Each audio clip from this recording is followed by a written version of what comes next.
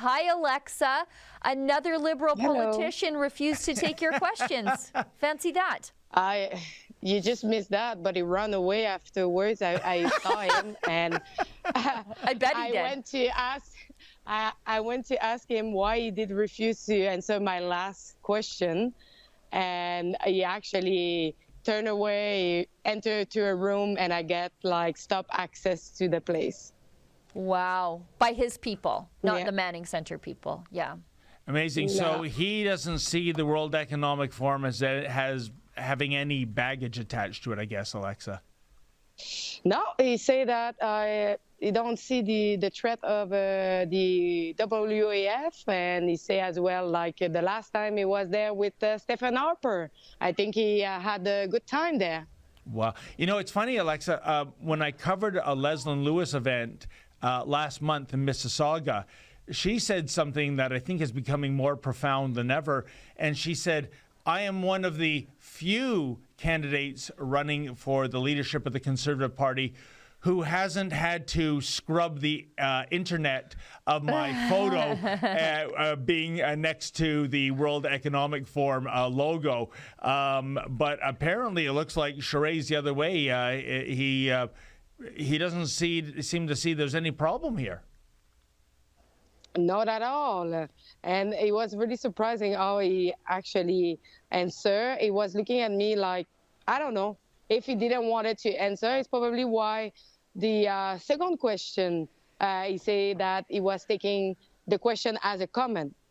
Well, and it wasn't a comment. And it wasn't a comment. You asked about digital security. Now, the reason I know he couldn't answer that question is because you said, you know, because this will lead to things like the Liberals did to the truckers. He has not supported the truckers' convoy. He didn't like the truckers' convoy. He called them criminals. So you backed him into a corner with that question. He could not get out of it because he supported what happened to the truckers. He was booed for not supporting the truckers. And secondarily, you touched on social credit. And that hurts him because he worked for Huawei. And Huawei is the enforcement arm, the digital enforcement arm of the social credit system in China. So you just backed him into a corner with that question. He didn't know what to do, so he just said, no more questions, I'm out. Yeah, and you know, I was a little bit shocked because the mainstream media from home tried to stop me to ask my question. What? What do you mean exactly, Alexa? Tell us. So just after I finished my question, one of the media from Quebec say, your colleague have already asked a question. Oh, they pulled that again. And they say we should pass to someone else. Rebel News have already have a question. I was like, I have no colleague who asked a question. You talk about Ken Bexley and he's not with Rebel News anymore. You know, this is deja vu all over again, as Yogi Berra used to say. These lazy CBC journalists, hustle to the mic, you lazy bones. This is what happened to Kian and I in 2019 at and that was the French debate, I believe. And it was CBC journalists that came to us and said, since two of you are with the same organization, shouldn't one of you sit down?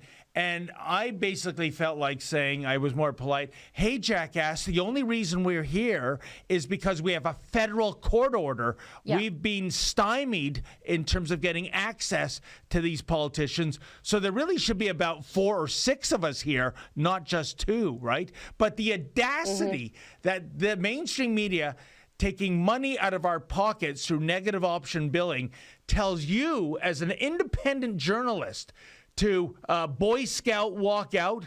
That is egregious beyond belief. I'm livid, Sheila. Well, good for Alexa, though. Who did these people think they were trying to bully? She's been pepper sprayed, hit with a club. She's not scared of Jean Charest. She's certainly not scared of some mainstream media journalists who can't get their butts to the mic faster. Yeah. You're faster and better than them. And so they wanted you to step back. Did anybody speak up for you? Did anybody speak up for you? No. And you know what? I had La Presse Canadienne. I was talking about the fact that I've been injured during the Freedom Convoy, and nobody in Canada have really talked about it. And it was like, maybe you have a reason for it. And he tried to avoid my question. Unbelievable. And I was like, Really? Tell me, getting back to the mood in the room, Alexa, Sheila and I, a few minutes ago, we talked about this based on how one candidate, I should say, Jean Charest, namely, came across via the monitor. And we detected an undercurrent of arrogance. You being there live, did you also detect that this was a somewhat arrogant man? Yes, but I think he had something between Charest and Poilievre. Really much like that. It was feeling like a fight, a verbal fight between them, trying to completely destroy each other. Yes. And it was more feeling like it was a debate between them. Yeah. And meanwhile, Jean Charest has basically a non-aggression pact with sneaky Patrick Brown. You know what? That could be why he didn't come. That could be why, but I'll tell you this much. Sometimes you judge the character of a person by who they hang around with. And to me, that's a black mark in Charest's report card. The fact that you're cozy with the sneaky mayor of Brampton, sorry, I don't like that. Yeah, and I agree, actually. Yeah. I wanted to ask you, Alexa, who do you think won the debate? I would say Poilievre. Yeah. Well, we have a consensus, don't we? Yeah. Everyone's saying, the Pierre Poilievre steamroller keeps on going. And is it a fait accompli, to use a little French? Is Pierre Poilievre going to emerge as the leader come September? Or, what could go wrong, Alexa? But I will say that a lot of Quebecers have lost faith and trust into Jean Charest. Good. That's a fact. So I think a lot of people have turned into Poilievre. So we will see soon who will win at the end. Now, I want to ask you one more question because I know you still have work to do. You've been working all evening there. How have the people been treating you? We know how Jean Charest has treated you. We know how the mainstream media treated you. But the people in attendance there, how are they treating you and Rebel News? Actually, Charest should not have done that, I would say.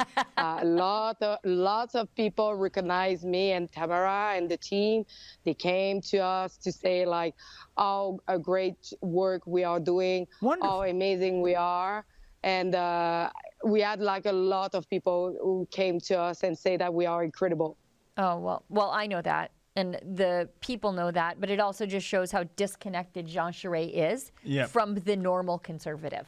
100%. And an indicator of that was the booing and the jeering when he, I don't know, he can't take it back, his opposition to the trucker convoy, can he? No. I would not. No. Yeah. Well, I think he sealed his own fate with that in terms of the grassroots supporters, and the audible negativity is an indicator of that. Alexa, last word goes to you. Any observation, anything you witnessed that you think is significant that we haven't touched upon tonight? I would say that most of the applause was going to Poilievre as well in the room. We had like some media, but not as much I was expecting from the legacy one.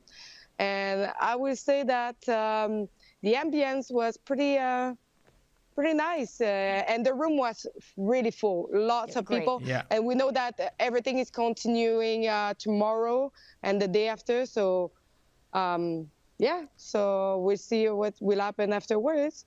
Yeah, great. I can't wait to see the work that you were doing, because even after you tried to put questions to Jean Charest and he wouldn't answer, you still tried to find him, put accountability questions to him, and I know you did questions to other MPs. So I can't wait to see the work that you do there. Yeah, but I did talk with Melissa Linsman. Yeah, that's great. You know what? Fine. Yeah. Well, Alexa, good luck with the raffle. If you do win the first prize, 2 tickets, Air Canada flies to anywhere in the world that you cannot congratulations in advance.